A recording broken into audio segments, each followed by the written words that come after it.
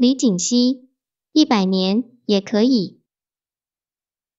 有人问我，国语 Roma 字多攒可以通行。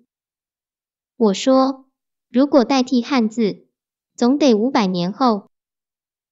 这是一个理想的钟数，因为乙骨先生以为只要100年，而吴志辉先生曾经说要1000年。100年也可以，就看我们的努力。努力编书、出报，翻译3000年来的旧籍，翻译世界的名著，出品越多，通行越快。此外，别无方法。假如不努力呢？500年后，中国也要改用拼音文字的，那是自然而然，如同甲骨文、钟鼎文，慢慢的变成现行的楷书、行书、草书一样。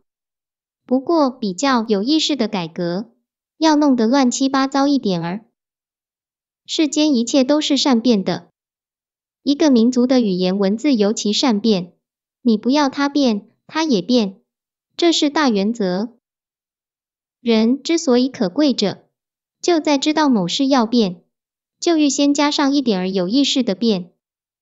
100年也可以，这叫做先天而天福为。500年后中国也要改用拼音文字的，这叫做后天而奉天时。都是易经里头的话。